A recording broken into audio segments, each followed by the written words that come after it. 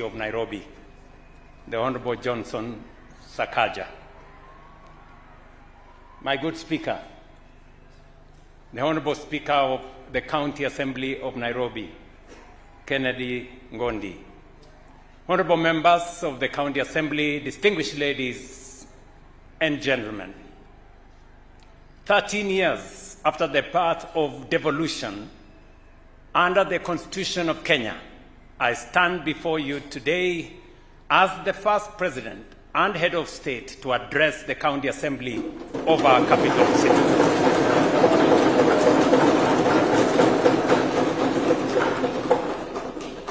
I do so with clarity, with conviction, and with a profound sense of duty. Because Nairobi is not only another county, it is not just another county. Nairobi is the capital of the Republic of Kenya. It is the seat of our sovereignty, the face of our nation, the engine of our economy, and the standard by which much of the world judges our nation. Early this morning, I was in a meeting at the KICC where 40 ministers from Africa are assembled. Many of them will go back home and they will report that they came to Kenya. But the reality is that they came to Nairobi.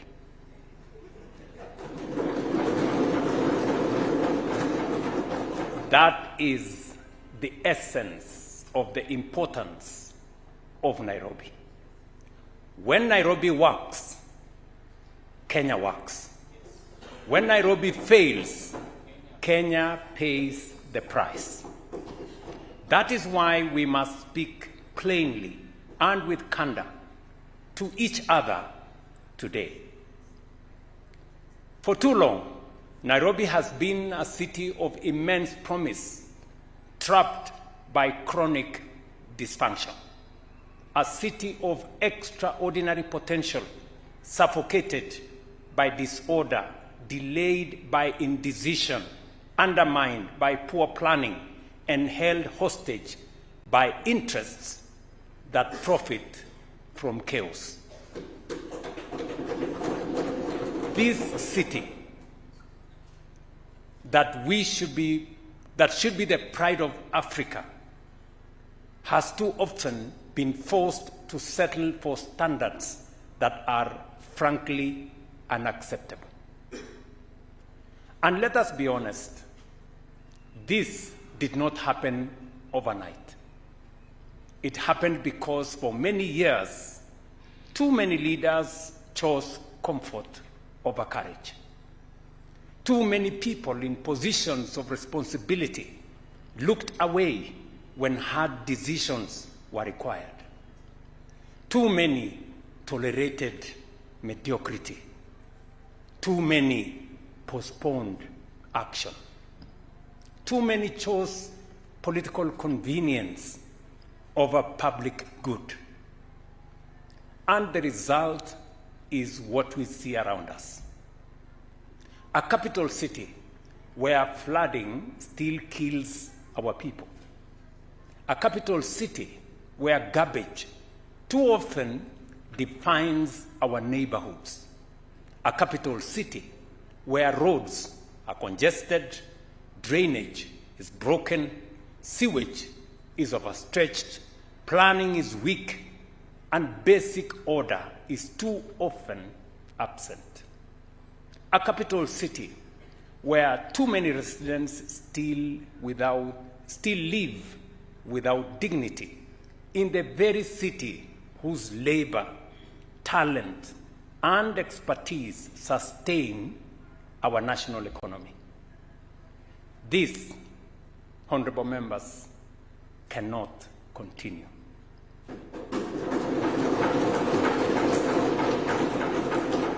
Why? Because Nairobi is too important to Kenya to be governed casually. It is too central to our national prosperity to be left to drift. It is too consequential to our international standing to be allowed to decay under the weight of indecision and excuses. Today, honorable members, Nairobi contributes 27.5% of Kenya's economy, generating over 4.1 trillion Kenya shillings annually. It hosts the only United Nations headquarters in the global south. It is home to diplomatic missions, multinational firms, regional institutions, innovators, entrepreneurs, workers, traders, and millions of Kenyans who come here every day in pursuit of opportunity. Nairobi is not merely a city. It is a national asset. And if we are serious about Kenya's future, then we must be serious about Nairobi. That is why the cooperation agreement signed between the national government and the Nairobi City County government on the 17th of February 2026 is not a ceremonial document. It is not public relations. It is not politics for headlines. Honorable members, your role in the governance and proper functioning of Nairobi City County cannot be overstated. You have a duty to ensure that the needs and concerns of your constituents are properly addressed. I want to thank you, honorable members, for your efforts in reviewing and approving this agreement. It demonstrates your commitment to addressing the challenges that our great city faces. It is a deliberate act of national correction. It is an acknowledgement that the problems of Nairobi have grown too large, too urgent, and too consequential to be handled through fragmentation, tough wars, bureaucratic hesitation, or business as usual governance. We have therefore made a clear decision. The era of drift must end, and the era of coordinated execution must begin. And, honorable members, we can only succeed together. Because what Nairobi needs now is not another round of speeches. It is not another cycle of blame. It is not another season of complaints. Nairobi needs disciplined leadership. Nairobi needs order. Nairobi needs execution.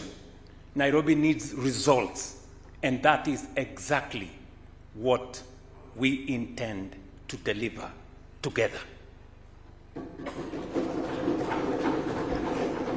I have listened carefully to what Kenyans say about our city. I have heard their frustration. I have heard their disappointment. I have heard their anger sometimes. And I have heard that residents say, what businesses say, what visitors say, what investors say, and what Kenyans in the diaspora say when they compare Nairobi with other cities across Africa and beyond. And the truth is this: many of them are right. They are right to ask why our capital still struggles with basic urban order. They are right to ask why growth has not been matched by planning. They are right to ask why this city, with all its importance, has so long looked and functioned below its status. They are right to demand better. From fewer than 300,000 people in 1960, Nairobi has grown into a city of close to 5 million residents, swelling even further during the day. But this growth has not been matched by the infrastructure, the systems, planning discipline, and service delivery that a modern metropolis require. Your governor here keeps reminding me discussions he's had with other mayors and county governors on the kind of resources they deploy for residents to get what is rightfully required of a modern city. More than 60% of residents live in this city of ours in informal settlements. The honorable members seated here will bear me witness. Every member here, majority of every member here, has a slum in their ward. Some of the wards are slums 100%. Access to piped water remains inadequate and unreliable. Sanitation and sewage systems remains under severe strain. Mobility is constrained by congestion and insufficient transport infrastructure. Environmental degradation and encroachment have made flooding more destructive. Spatial inequality, unemployment, and exclusion continue to fuel insecurity and vulnerability in parts of our city. I remember when I visited Mathare, Mabatini to be specific, where this member represents. I didn't sleep that night, I must admit, seeing what I saw in Mabatini. And it is the reason why today we are building a modern school in Mabatini.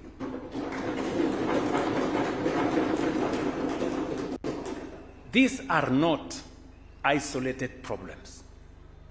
These are symptoms of a city that has for too long been managed reactively instead of strategically.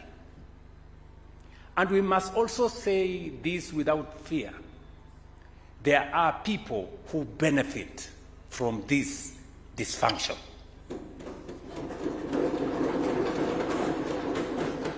Members, there are cartels who profit from disorder. There are interests that thrive in illegal connections, illegal dumping, illegal occupation, illegal construction, and broken systems. I have said it before. I said it the other day that we must, as a leadership, confront cartels and brokers and those who wish to benefit unjustly from the people of Kenya. You remember, honorable members, an occasion where I said, mambo ni matatu. It was about the sugar cartels. Today, you can ask the people in Western Kenya, sugar cane that used to be paid in 6 to 1 year, they are now paid every week.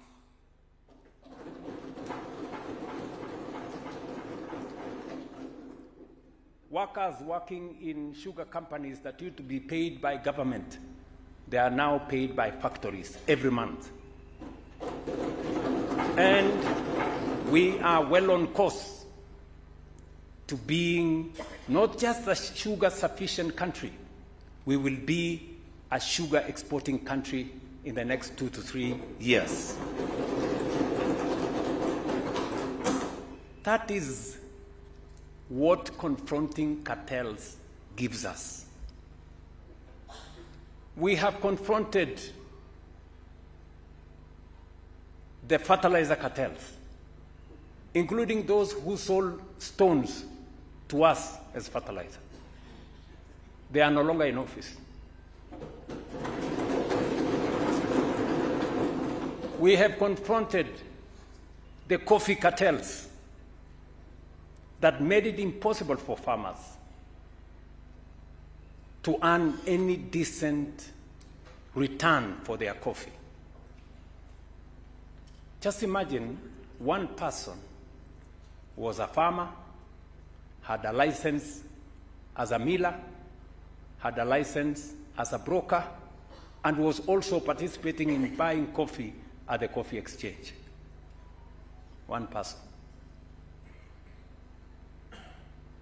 Today, when we broke the cartels, the price of coffee has moved from 50 shillings per kilo to 120, 130, 150 shillings per kilo. I recently took head-on the fuel cartels. Members, we must take the cartels in the city of Nairobi head-on.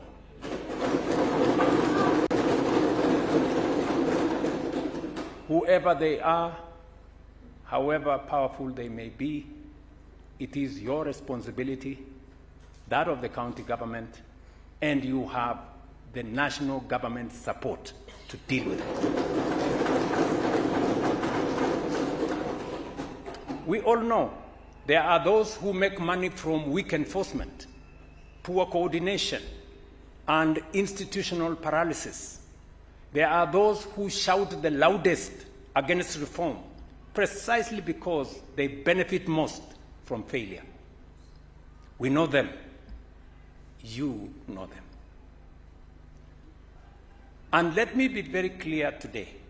Under this administration, the era of appeasing cartels at the expense of the public interest must come to an end.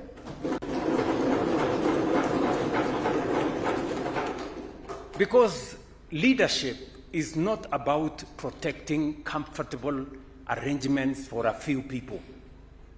Leadership is about delivering justice, dignity, order, and opportunity for the majority. That is what leadership is. And that means some hard decisions will have to be made.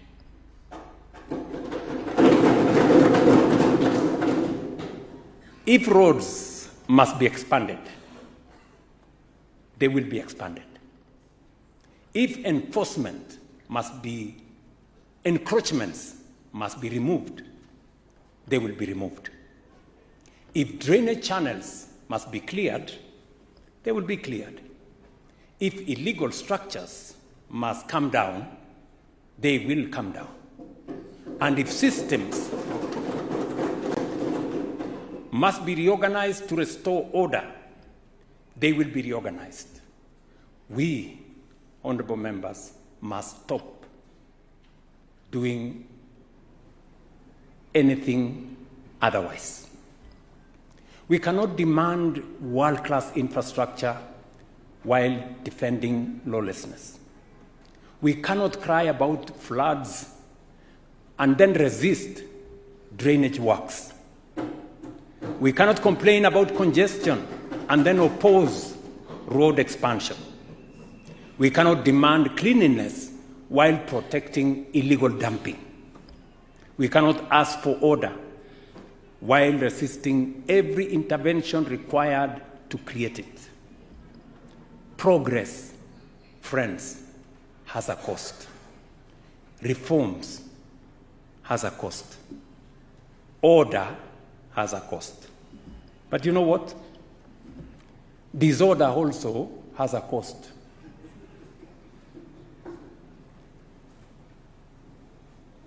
Keeping to the status quo has a cost. But the good news is the cost of reform, the cost of order, the cost of change is always lower than that of indecision or status quo. So let's make our choice.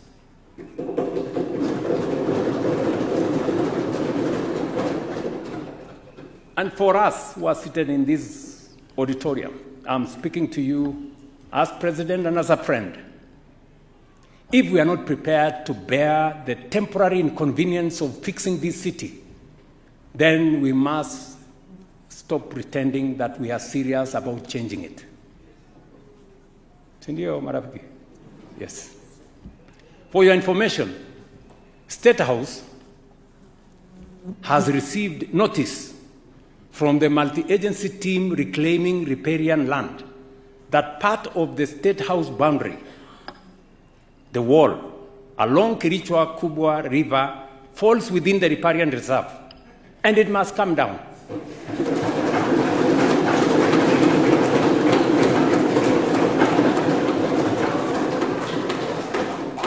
Yes, it must come down. They have told me at least 15 meters from the high mark. And I promise you that wall will come down. Honorable members, the great cities of the world did not become great by accident. They became great because leaders like the ones seated in this assembly chose discipline over disorder, long-term planning over short-term politics, and public interest over private convenience. A serious city guarantees mobility. It guarantees water, sanitation, safety. A serious city plans where people live, how they move, how they trade, and how infrastructure supports growth. A serious city protects green spaces, manages waste properly, and creates a dignified urban environment in which enterprise and opportunity can thrive. That is the standard we must now impose upon ourselves. And it is why this cooperation agreement matters. It is not about transferring functions. I want to tell you this. This is not another NMS.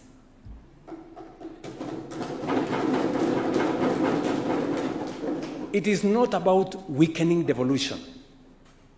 It is not about confusion of mandates.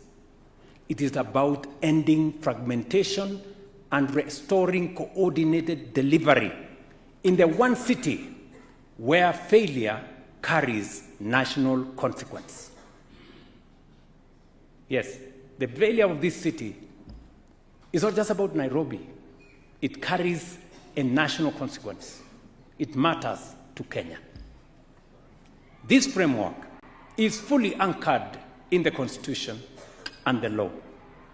Article 6.2, as was read to us by the Speaker, is clear that two levels of government are distinct yet interdependent and must conduct their relations through consultation and cooperation. Article 189 requires both levels of government to work together and provide for structured collaboration.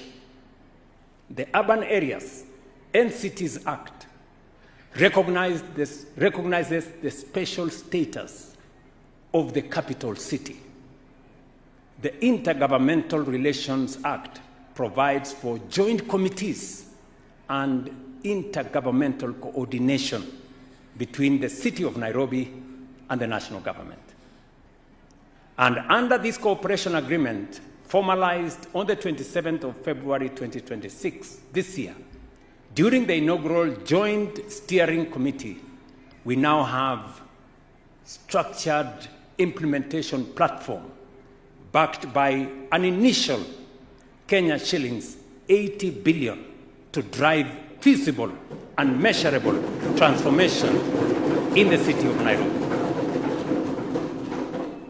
Honorable members, we are delivering a safer city through the installation of 50,000 street lighting points, new ones. We are agreeing with the city government of Nairobi, and I believe that the honorable members in this assembly will participate in making sure that the right areas are served. We will be including another 40,000 existing lights, which today don't work, and the installation of another 10,000 new solar and smart street lighting. So eventually, we will be looking at 100,000 lighting points in the city of Nairobi. Fabrication is already underway. Installation begins this month, April.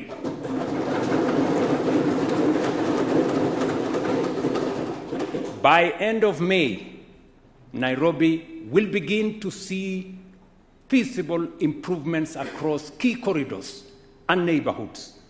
And within 6 months, this city will be markedly brighter, safer, and more secure.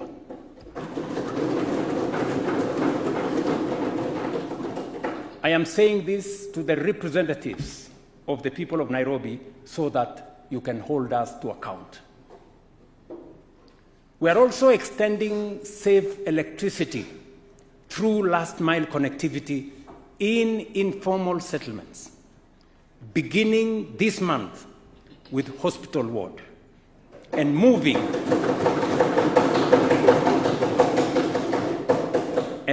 into Kibra, Korogosho, Mathare, and Kamukunji within the next 90 days.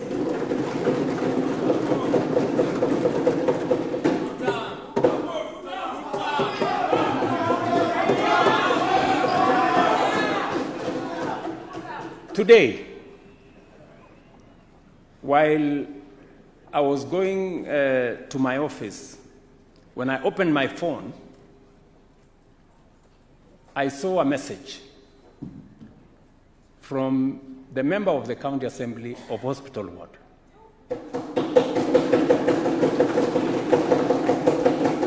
My good friend Mark there. And in that message, he was confirming that he has seen the steps being made towards actualizing.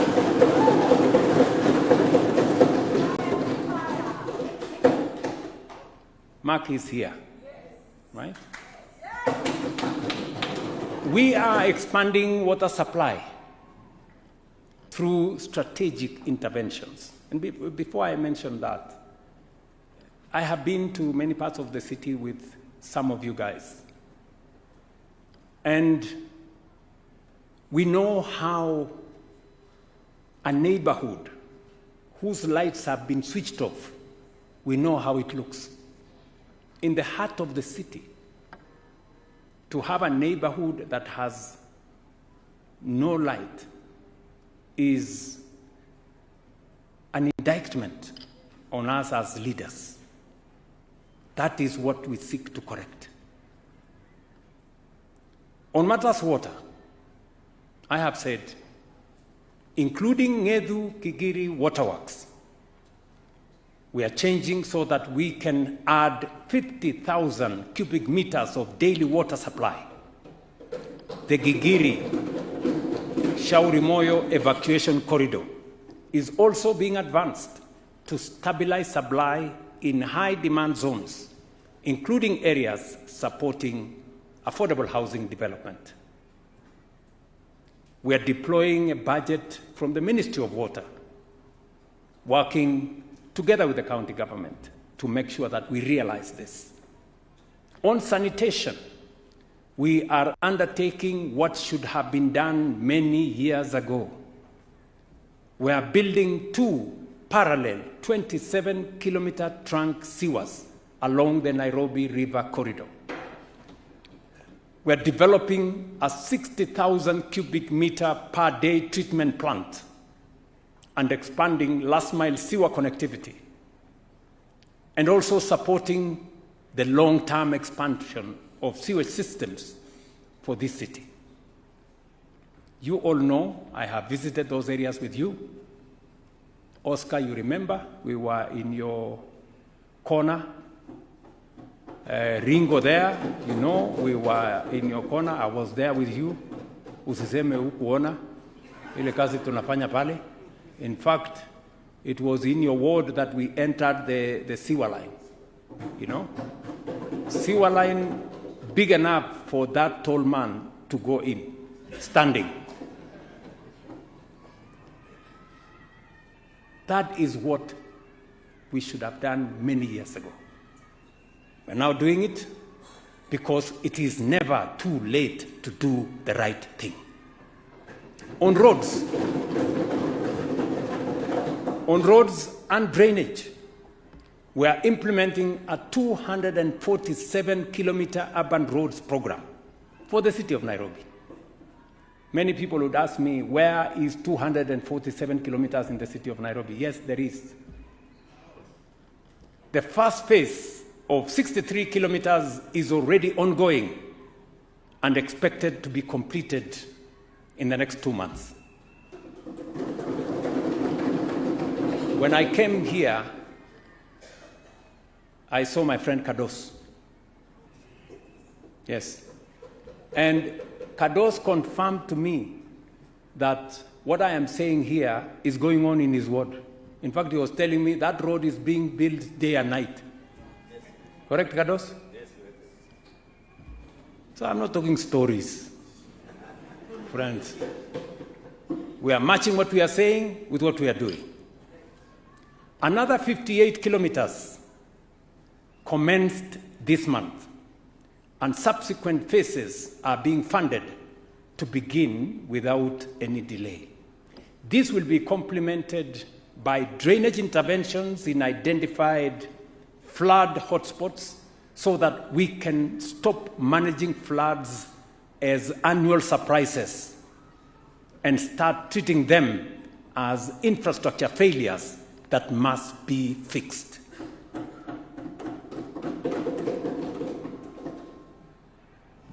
I have agreed with Governor Sakaja that I will be visiting those roads as they are ongoing in the city of Nairobi.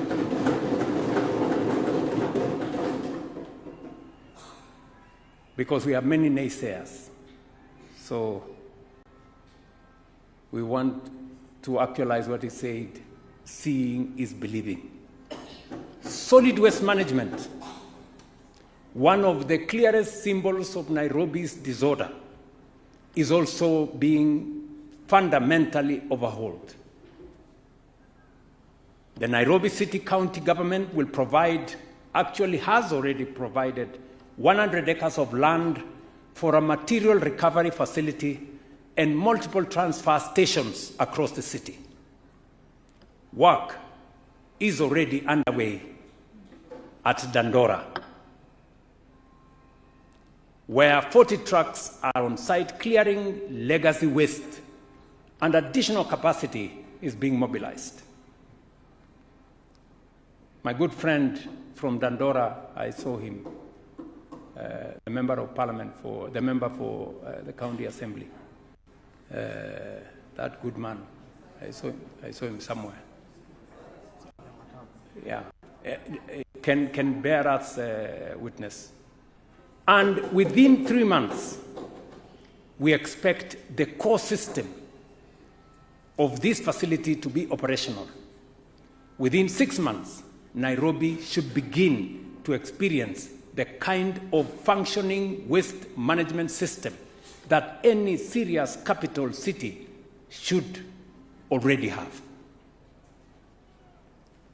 Are you keeping the timelines? Yes.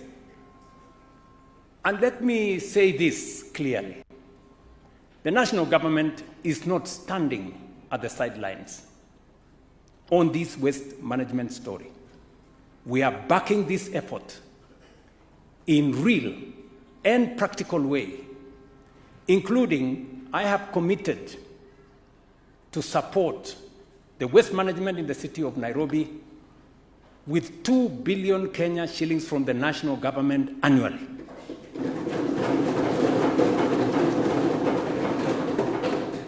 Because we must clean this city. As I campaigned in the city of Nairobi, I made a commitment that we are going to clean this city. Because it is not just a city issue. It is a public health issue, an environmental issue, a dignity issue, and a national image issue. We are also modernizing markets because Nairobi's economy is built not only in boardrooms and office towers, but more in markets, workshops, stalls, transport corridors, and trading ecosystems where ordinary Kenyans struggle and strive every day.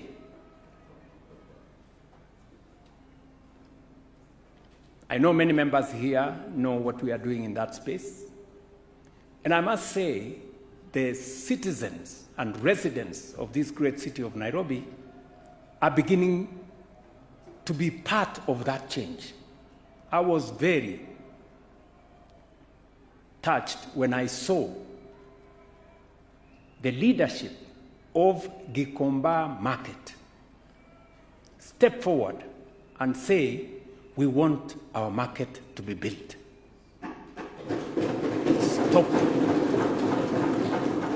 Stop the politics. We want our market to be built. You know, the leadership of Gikomba Market came to see me. They came and I had a long chat with them. They told me, Mr. President, when it rains in Nairobi, we cannot go and do our business.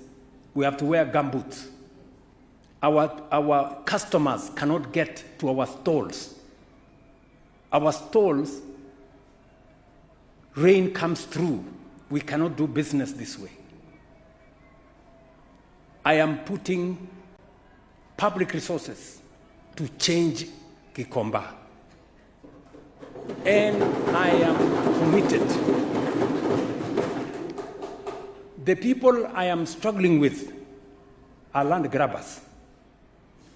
People who have taken public land and made their own. And let me tell you, good people, we have to confront this head on. We are going to transform Gikomba. In the next 6 months, you will see another Gikomba at this capacity. And that is just phase 1. Then I have another, that phase 1 will cost us about 800 million. And then we will put in another 3.8 billion. And then I'm going to put in another 5 billion shillings. Because Gikomba is a national market. People come from Meru. People come from Murang'a. People come from Busia. People come from Homa Bay. People come from every part of Kenya to Gikomba to get their wares. Surely, you know, when a leader goes and mobilizes people in Gikomba and tells them, no, and I'm sorry, I'm not talking about anybody here. I'm just,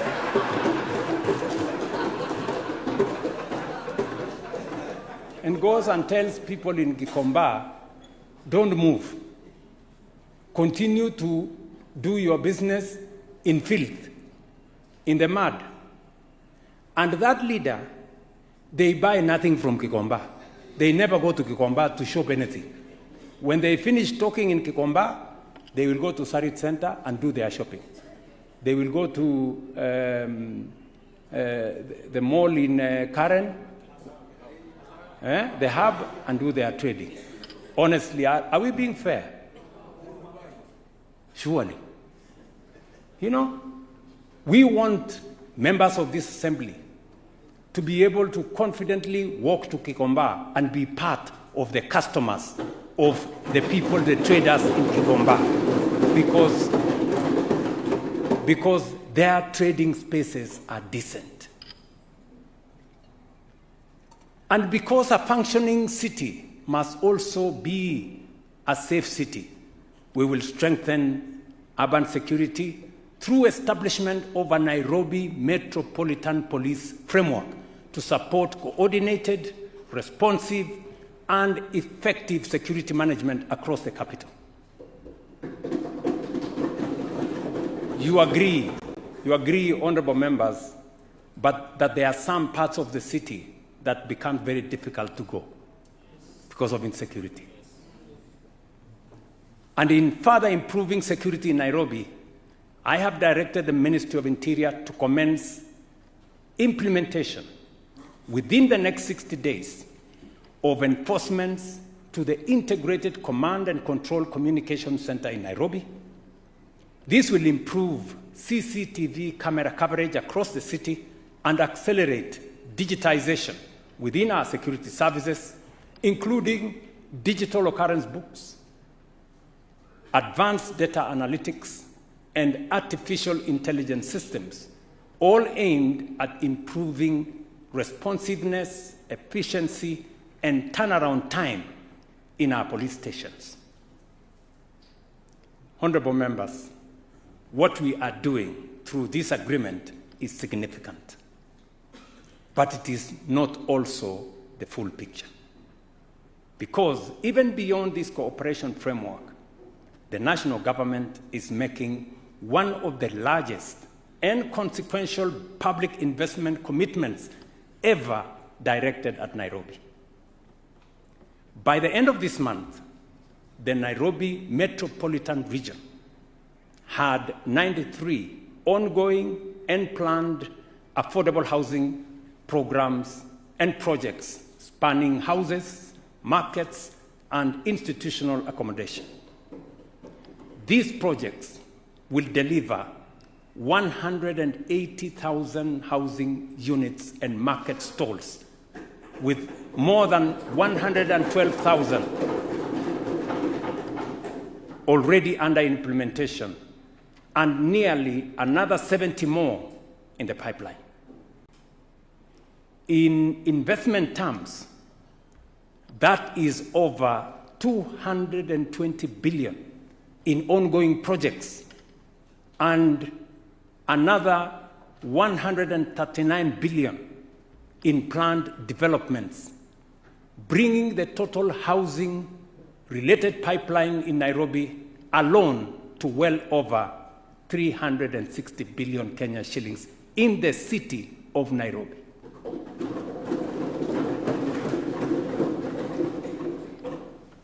I have been with you guys to many parts, the houses, the markets. We've been there together.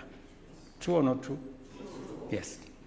So that is the kind of investment we are making in this city.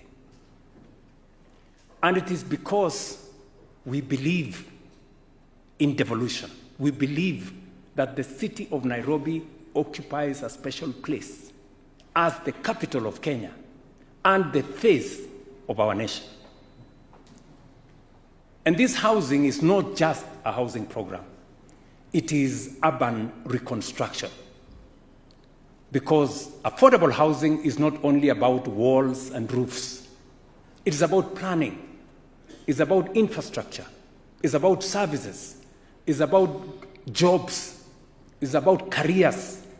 It is about restoring dignity to working people and ending the absurdity of a city where those who sustain the economy cannot afford to live decently within it. The Raila Odinga International Talanta Sports Center is nearing completion.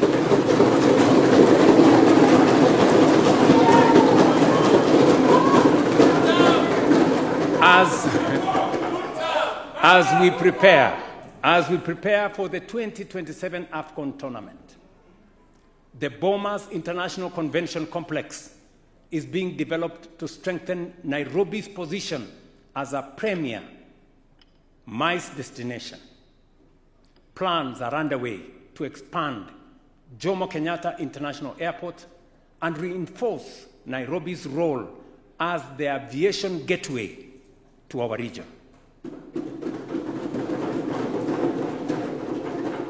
Tomorrow, God willing, I will be signing another agreement to establish what I told you, Sakaja, the Ujiri program. What is that Ujiri was trying to do? Nairobi Arena, here at the railway city. Critical roads infrastructure projects are ongoing to ease congestion and improve mobility across our city. And our investment is not only in concrete and steel, it is in people.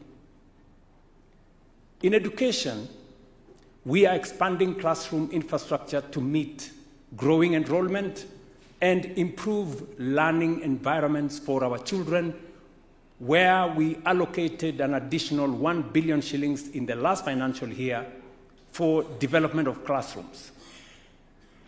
Last week, I've gone to hand over the classrooms in Kawangware, in Dagoretti South, in Westlands. God willing, I wanted to do for Kibra and all the other places and Langata this week, and then move on to Makadara and all the other places. Because for far too long, our residents of the city of Nairobi did not have enough learning spaces for our children. In health, Nairobi's system is undergoing a serious transformation. Today, 2.6 million residents are registered under SHA, and a record 23 billion is flowing into health facilities. But our ambition is not simply to expand access. Our ambition is to build a health system worthy of a capital city, one anchored by the transformation of Kenyatta National Hospital and the development of a modern referral facility built for the future. We're also investing in Nairobi's youth through programs such as Nyota and other targeted interventions to expand access to jobs, skills, and enterprise opportunities. And as Nairobi rises, so too must its identity as the creative and cultural heartbeat of this region. That is why we are advancing the Creative Economy Bill 2026 and putting in place an incentive framework to make Nairobi the sub-Saharan capital of film and content creation, a city where talent is monetized, creativity is industrialized, and young people can build livelihoods from the power of their ideas. Taken together, these investments are not random projects. They are part of a deliberate national strategy to renew, modernize, and reposition Nairobi as a functional, competitive, orderly, and globally respected capital. Honorable members, ultimately, this is not just about money. It is not just about plans. It is not just about programs. It is about leadership.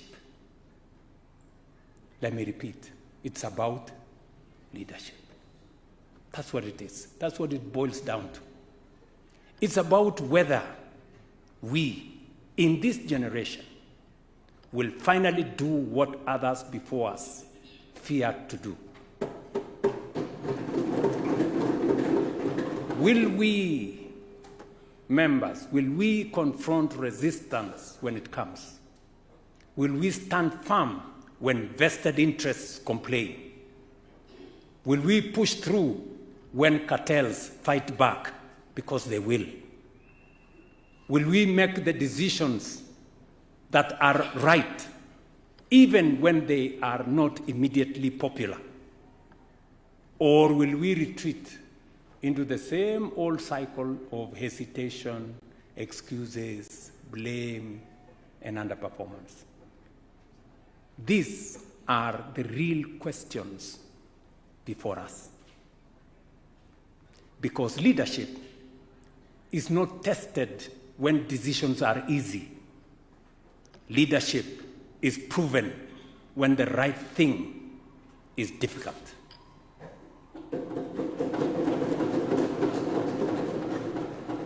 Leadership demands courage, discipline, sacrifice, and the willingness to endure criticism in the short term so that future generations may inherit something better in the long term.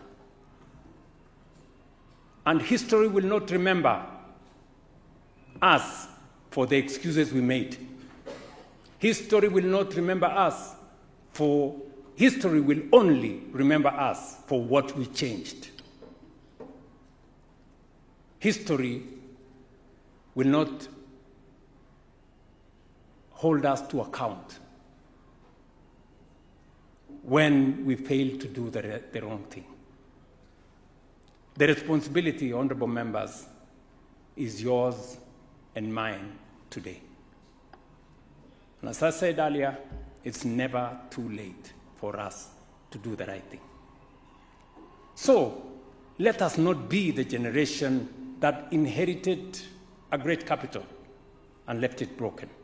Let us be the generation that finally imposed order where there was disorder, that restored dignity where there was neglect, that defeated cartels where there was capture, that chose reform over fear, that chose posterity over popularity, that chose courage over convenience, that chose to build, not merely to talk.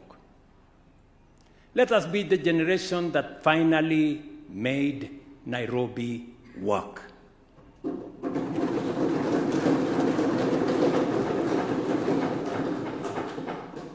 Let us do it now, firmly, unapologetically, and without turning back, together.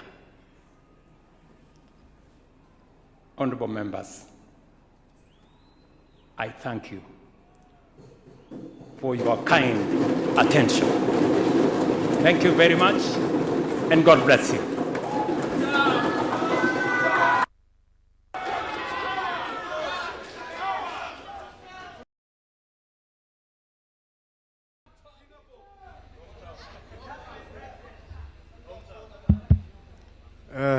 Honourable members, you may be seated.